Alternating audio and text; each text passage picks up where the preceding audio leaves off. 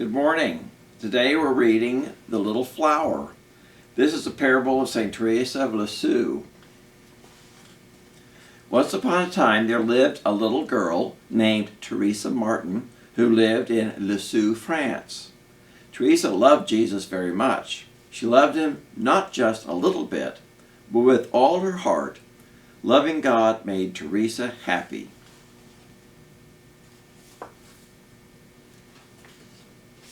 However, Therese was very young. She knew that because she was little, she could not do big things for Jesus.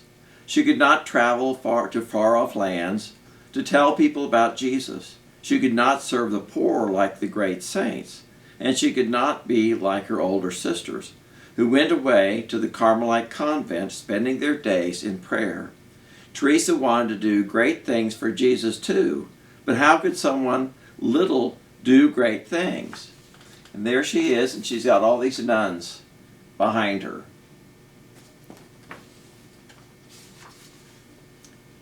Jesus often spoke to Therese's heart, and one day he answered her question by telling her the story of a little flower.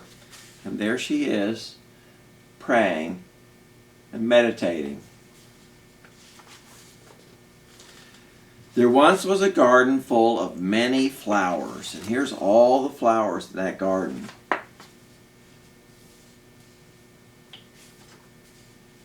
Everyone who passed by the garden stopped to admire their bright colors and fragrant smells. The gardener was pleased that the flowers made people happy. He was glad to share their beautiful colors and fragrances with anyone who wanted to enjoy the garden. And there he is. Here's the gardener, and here's somebody enjoying the flowers.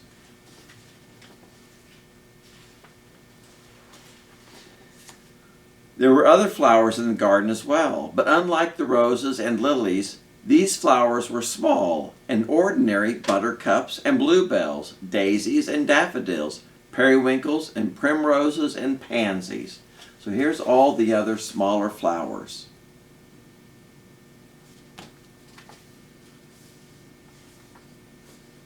These flowers were so small and ordinary, people often passed by without even noticing them. You see someone passing by without noticing all those beautiful little flowers.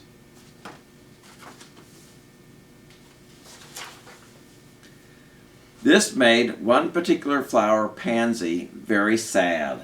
And so here you see the people admiring all these larger, beautiful flowers, but they don't see the little pansy that's very sad. When the gardener saw how sad Pansy was, he knelt down beside her. "Why are you so sad, my little pansy?" he asked.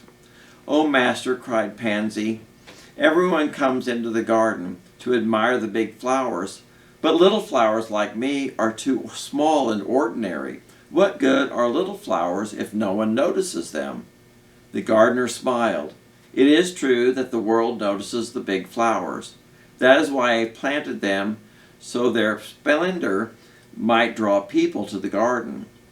The gardener gently lifted a petal of Pansy's sad face. "But little Pansy, it's not true that no one notices you. When I kneel to till the soil, what do you think I see?" "What?" the little flower asked. And there you see all the little flowers, the pansies especially. These are all pansies. That's what they look like. The gardener leaned very close to Pansy and whispered, "I see you. When I sit in my garden and curl my toes into the warmth of the soil, I see all my little flowers scattered upon the earth in bright and cheerful colors. It is the beauty of my small and simple flowers that makes me smile. And someday, my little flower, those who rest in my garden will notice you." There's the gardener and all the little flowers. Pansy understood. She might be little, but she could be as beautiful as a lily or a rose in her own little way. She might be little, but that did not make her any less important to the gardener. Therese understood too. You see, the gardener in the story represents Jesus. The flowers are his friends, and the garden is his church. And who do you think the little flower is? And there's a little girl sitting on the ground, and all the little flowers that are down that she's looking at.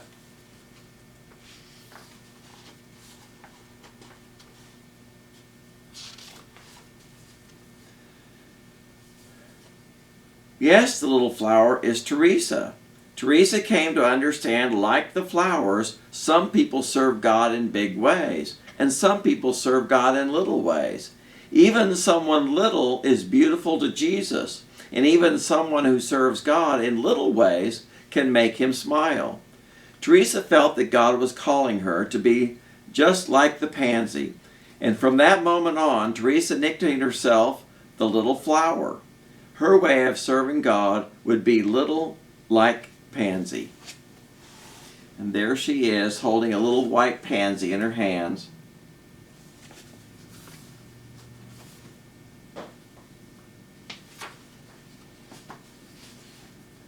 But her little way would be done with great love. And there she is, lying in the bed of flowers and looking at the one flower, realizing her little way could make a big difference.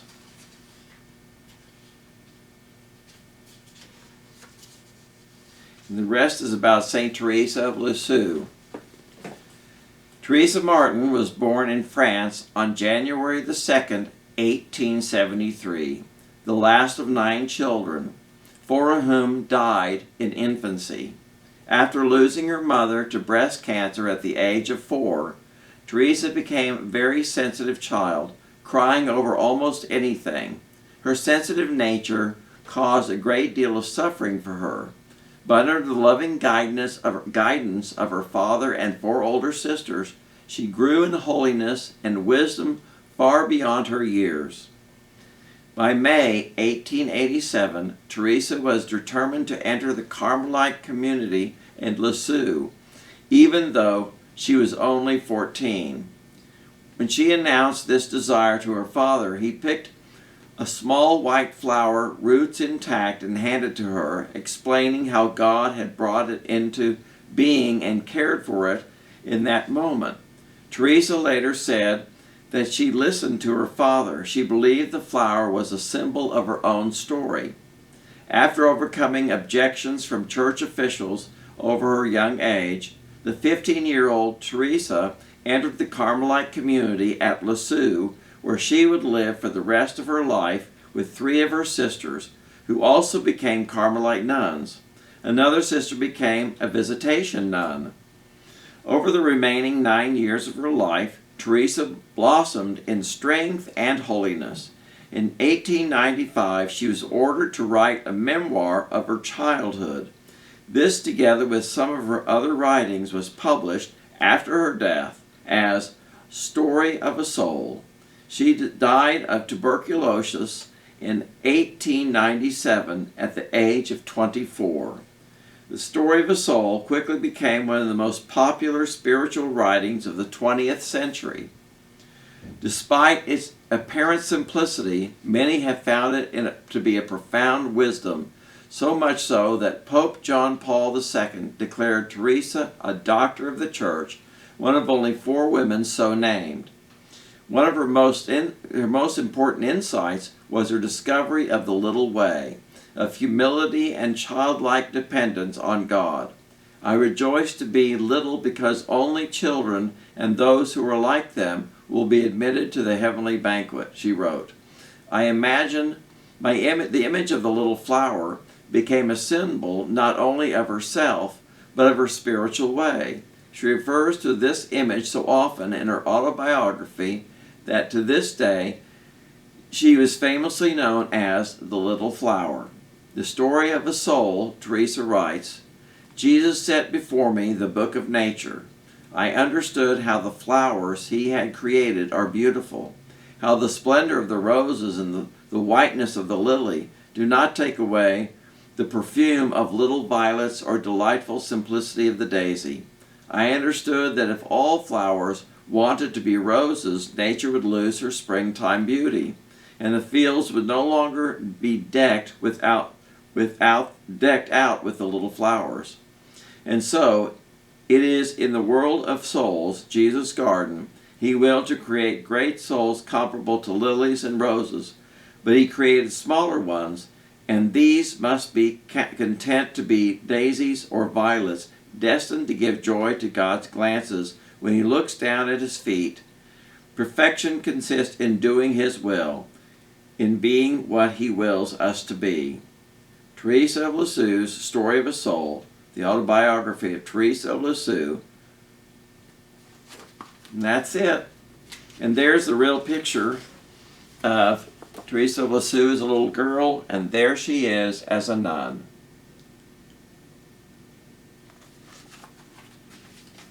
Thank you for being with us today.